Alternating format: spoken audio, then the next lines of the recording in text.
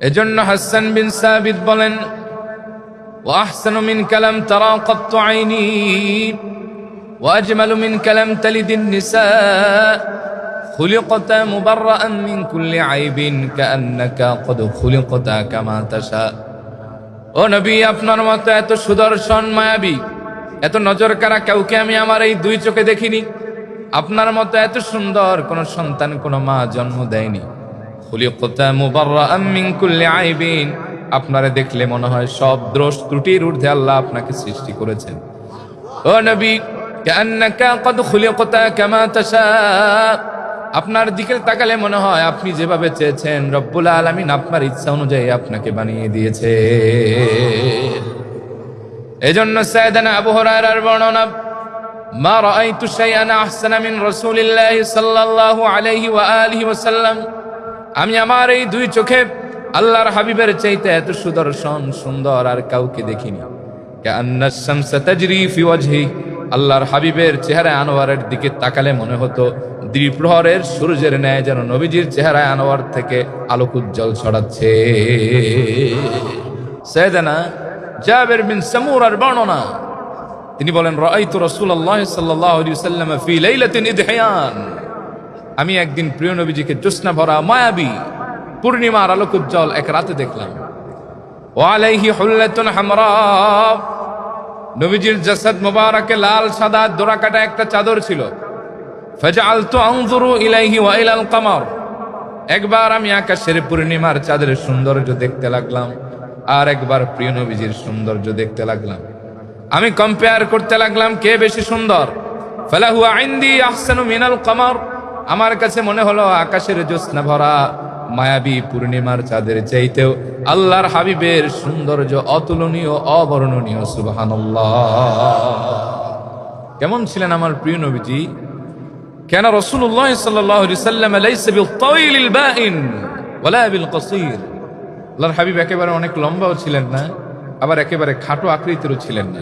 তিনি ছিলেন মধ্যম আকৃতির এমন একজন সুপুরুষ যার জাসাদ মুবারকে আল্লাহ তাআলা জান্নাতের 40 জন যুবকের শক্তি ঢুকিয়ে দিয়েছেন। ওয়ালা বিল আবিয়াদিল আমহাক ওয়ালা বিল আদম, প্রিয় নবীজির জাসাদ মুবারকের আলওয়ানটা একেবারে ধবধবে সাদাও ছিল না, আবার একেবারে বাদামি রঙেরও ছিল না। দুধে আলতা গায়ের বলন ছিল আমার প্রিয় নবীজির, যা থেকে নূর চমকাতে দেখা যেত। কেন রাসূলুল্লাহ সাল্লাল্লাহু আলাইহি ওয়াসাল্লাম দালি আল ফাম, আয় আযীম আল ফাম, প্রিয় রাসূল ছিলেন দীর্ঘ মুখাবয়বের একজন মানুষ। তার মুখ মোবারক ছিল গোলাকার, তবে একেবারে চাপানো না। দখমুর রাস, মাথা মোবারক ছিল প্রশস্ত। আশকাল আল আইন, প্রিয় নবীজির চক্ষু মোবারক গুলি ছিল টানা টানা। আয় তাওয়িলুশ শাক্কিল আইন, দীর্ঘ দীর্ঘ ডাগর। আজাজ্জুল হাওয়াজিব শাওয়াবিগু ফি গায়রি করনিন বাইনাহুমা ইরকুন ইউদিরুল গাদাব, প্রিয় নবীজির চোখের ভুরু মোবারক গুলি ছিল ঘন পাপড়ি বিশিষ্ট। দুইটা ভুরু মোবারক একেবারে লাগানো মেলানো ছিল না, সেপারেটেড, আলাদা আলাদা ছিল। বাইনাহুমা ইরকুন, প্রিয় নবীজির দুই ভুরু মোবারকের মাঝখানে ছিল সামান্য একটা ছোট্ট রগ। ইউদিরুল গাদাব, যখন নবীজি রাগান্বিত হতেন ওই রগটা ফুলে ভিন্ন শুভ্রতা ছড়াতো। আশকাল আল আইনাইন, আল্লাহর হাবিবের চক্ষুটা এটা ছিল টানা টানা, প্রশান্ত, মায়াবী। কেউ যদি প্রিয় নবীজির চক্ষু মোবারকের দিকে একবার তার চোখ লাগাতো, সে আর ফেরাতে পারতো না। পৃথিবীর সব প্রশান্তি আল্লাহ তাআলা তার হাবিবের দুটি চক্ষু মোবারকে দান করে দিয়েছেন। আদাজুল আইনাইন আহদাবুল আসফার জলিলুল মুশাশ, প্রিয় নবীজির চক্ষু মোবারকের মণি মোবারক ছিল গাঢ় কালো মেঘের ন্যায়। আল্লাহর হাবিবের চক্ষু মোবারকের পাপড়ি মোবারক গুলি ছিল চিকন আর লম্বা লম্বা। সুবহানাল্লাহ পড়েন। আল্লাহর হাবিবের এই যে গাল মোবারকের ব্যাপারে হাদিসে এসেছে, কেন রাসূলুল্লাহ সাল্লাল্লাহু আলাইহি ওয়াসাল্লাম সাহলুল খাদ্দাইন, আল্লাহর হাবিবের এই গাল মোবারক গুলি ছিল মসৃণ, খসখসে না। এটা আলাদা যত্ন করে আল্লাহ তাআলা এই গাল দুইটা বানিয়েছেন তার হাবিবের। সুবহানাল্লাহ পড়েন। নাক মোবারক ছিল খাড়া লম্বা, তবে আলাহু নূরুন ইয়ালু, নবীজির নাক মোবারক থেকে নূর চমকাতে দেখা যেত। সুবহানাল্লাহ পড়েন। ঠোঁট মোবারক গুলি ছিল গোলাপের পাপড়ির ন্যায়। দাঁত মোবারক গুলি ছিল মুক্তোর দানার ন্যায় ঝলঝলে, ঝকমকে, উজ্জ্বল। আল্লাহর হাবিবের সামনের দুই সানায়া দাঁত মোবারকের সামান্য ফাঁকা ছিল। ইযা তাকাল্লামা রুয়া কান-নূর ইয়াখরুজু মিন বাইনিস সানায়া। আল্লাহর হাবিব যখন তার নূরময় জবান মোবারকে হাসতেন অথবা কথা বলতেন, প্রিয় নবীজির সামনের দাঁত মোবারকের ফাঁকা অংশ থেকে বিদ্যুতের ঝিলিকের ন্যায় নূর বের হয়ে যেত। প্রিয় নবীজির লালা মোবারক ছিল মিষ্কের চাইতে অতীব সুঘ্রাণযুক্ত। সুবহানাল্লাহ কইতে মন চায় না?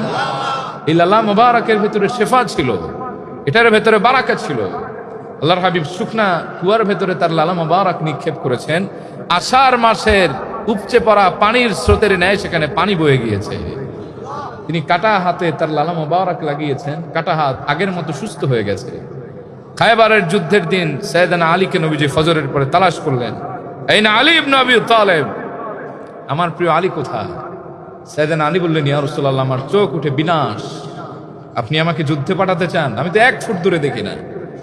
রহমতের নবী তার জবান মোবারকের একটু লালা মোবারক দুই চোখে লাগিয়ে দিলেন। বললেন, আলী কেমন লাগে? বলে, আল্লাহর কসম, আমার চোখের ভেতরে কোনো বিন্দু মাত্র রোগ আর না। তবে কোন বেয়াদব মালউন গোস্তাক রাসূলুল্লাহর শানে এমন কথা বলেছে যে আল্লাহর হাবিবের জবান মোবারক থেকে নাকি দুর্গন্ধ বের হতো। কত বড় নালায়েক হলে এই কথা বলতে পারে? অথচ সহিহ রিওয়ায়াতের হাদিস, আল্লাহর হাবিবের কাছে একদল বেদুইন মহিলারা এসেছেন। আল্লাহর হাবিব তখন রান্না করা পাকানো গোশত চিবোচ্ছিলেন। মহিলারা এসে বললেন, ও নবী, আমাদেরও একটু বরকত দেন। সুবহানাল্লাহ পড়েন। আল্লাহর হাবিব রহমতের নবী আমার সেখান থেকে একটা টুকরা দিলেন চিবানো। মহিলারা কাড়াকাড়ি করে সেই গোশত অংশ খেলেন। তারা বলেন, যেই দিন থেকে রহমতের নবীর চিবানো গোশত মোবারক আমরা একটুখানি আমাদের জবানের ভেতরে নিয়ে চিবালাম, মৌতের আগ দিন পর্যন্ত, আগ মুহূর্ত পর্যন্ত মুখ থেকে মিশকের ঘ্রাণ ছুটতেছিল। প্রিয় নবীজির চুল মোবারকের ব্যাপারে হাদিসে আসছে, কানা শা'রু রাসূলিল্লাহ সাল্লাল্লাহু আলাইহি ওয়াসাল্লাম রাজিলান লাইসা বিস-সাবতি ওয়ালাল জাদি। আল্লাহর হাবিবের চুল মোবারকগুলি একেবারে খাড়া খাড়াও ছিল না, আবার একেবারে কোকড়ানোও ছিল না। বাইনা আতিকাইহি ওয়া উযুনিহি, নবীজির কান মোবারক এবং কাঁধ মোবারকের মাঝে মাঝে প্রলম্বিত ছিল। আল্লাহর হাবিবের চুল মোবারক গুলি ছিল মেঘ কালো। যখন হালকা বাতাস লাগতো, বাতাসের দোলা খেত নবীজির চুল মোবারক গুলিতে। হালকা বাতাসে নবীজির চুল মোবারক গুলি গাল মোবারক আর কপাল মোবারক লেপটে যেত। সুবহানাল্লাহ। আল্লাহর হাবিবের এই দুই বাহু মোবারকের ব্যাপারে হাদিস আসছে, বাঈদামা বাইনাল মানকাবাইন। আল্লাহর হাবিবের এই দুই বাহু মোবারক ছিল প্রশস্ত।